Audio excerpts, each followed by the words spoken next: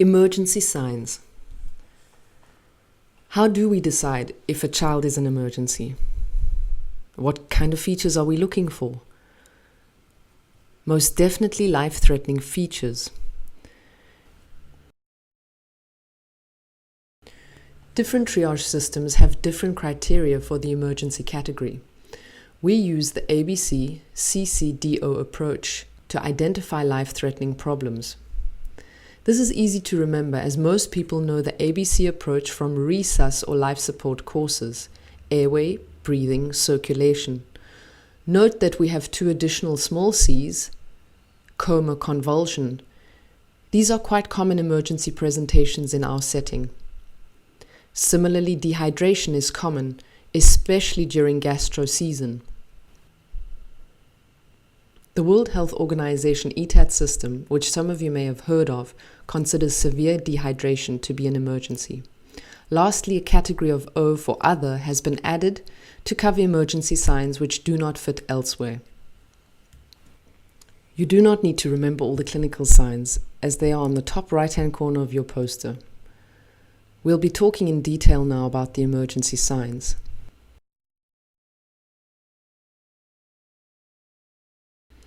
How do we assess A, airway? Where is the airway? It begins at the nose, lips, mouth, to the thoracic inlet, lower part of the neck. Clearly, if a patient is not breathing, it is an emergency. But also, any child with a presenting complaint of any history of apnea is an emergency. This is almost always a neonatal patient or an ex-prem baby. Apnea is a non-specific sign of serious illness. These patients can have further apneic episodes even if they seem to be breathing fine at triage. Obstructed breathing can be detected from noises and efforts of breathing, such as secretions, stridor, snoring, and grunting. Is the child blue? Assess for cyanosis by looking on the inside of the child's lips. You may also detect oxygen saturations being less than 92%. If any emergency A signs are found, the child is considered an emergency and needs to be taken straight to resus. How do we assess B, breathing? Here are some of the signs of increased work of breathing. You need to use your own judgment. There is a whole spectrum from mild, barely detectable increased respiratory rate, right through to extreme distress. And don't forget, a baby or a small child who's breathing hard or fast for a prolonged time will get tired, and when exhausted, they will no longer make increased respiratory effort.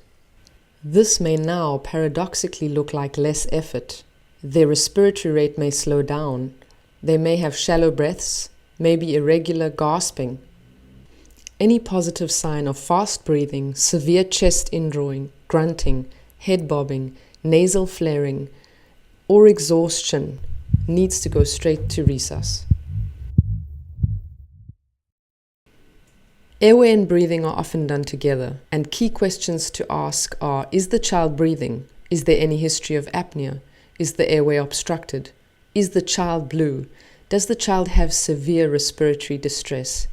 And no, you do not need to measure oxygen saturations in order to decide if this child is an emergency.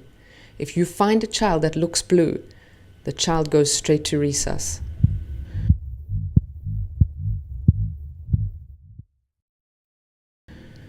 How do we assess C, circulation? Check the child's hand. If it feels warm, the child has no circulation problem, and you don't need to assess capillary refill or pulse. But if the child has cold or cool hands, you need to look at the capillary refill time, pulse, as well as whether the child is lethargic. If you find the child has cold hands and two or more of these signs, they would be considered an emergency and need to be taken to resus. Uncontrolled hemorrhage falls within the category of circulation, and the concern here would also be shock. This refers to an arterial bleed. Note that this is not a nosebleed. How do we assess coma? Here we need to determine whether the child's level of consciousness is disturbed. We do this by using a simple scale, the AVPU scale, which is more reliable than GCS. AVPU has an A which stands for alert. If the child is walking and talking, they're clearly awake and alert. If they are not, we move on to V. To determine whether the child responds to a verbal stimulus, we speak to them, we try and elicit a response in that way. If they do not respond to voice, we move on to P to see if the child responds to pain. Only at this point do we inflict some pain to see if the child is responding to pain. If the child does not respond to pain, the child is considered unresponsive and unconscious.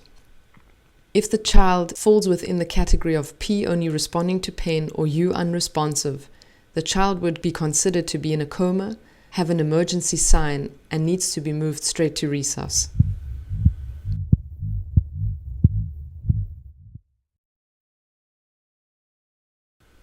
When assessing the level of consciousness in a child, we need to be aware of confusion. The child may be disorientated or agitated. The best question to ask the mother or caregiver is, do you feel this behavior is normal for your child? To assess whether a child is convulsing or post-ictal, we need to observe the child and obtain history from the parent or caregiver. Children that are obviously fitting would be considered to be an emergency. More subtle signs, especially in neonates, would be flickering of eyes, twitching hand or foot or mouth, as well as repetitive movements or apnea. This again would be considered an emergency and needing to go straight to resus. An immediately post-ictal child is a child that has had a recent convulsion but is still not alert. This again is considered an emergency. The child may be drowsy for a longer period of time if it has experienced a longer lasting seizure, recurrent seizures, infections such as meningitis, post-head injury with traumatic brain injury, or an underlying pathology, for example, brain tumor.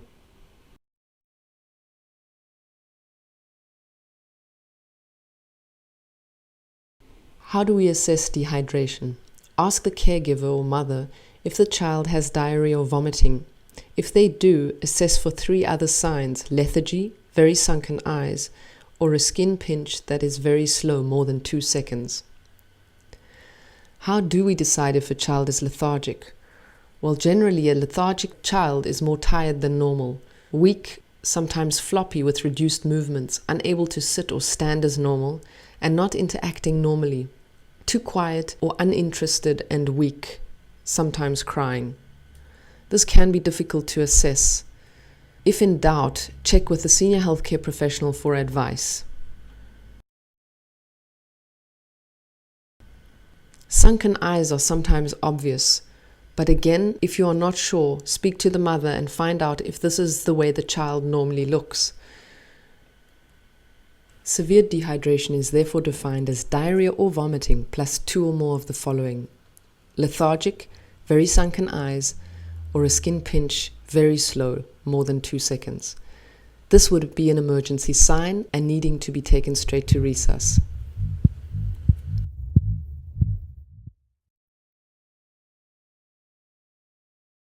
How do we assess the other emergency signs?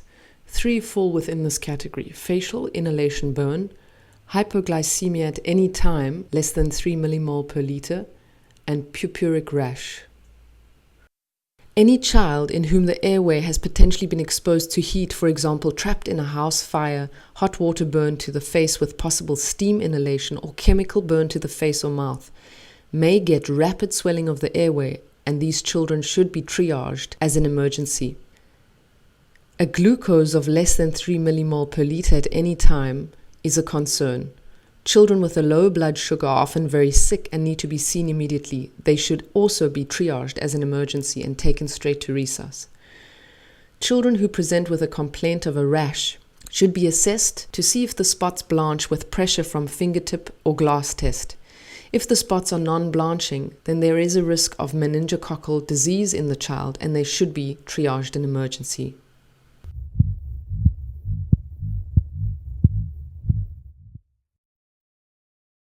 In summary, when asking for the presenting complaint and looking for emergency signs, if any are found, the patient is taken straight to the resus area.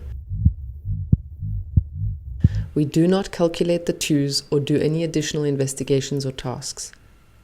If no emergency signs are present, we proceed to look for very urgent and urgent signs.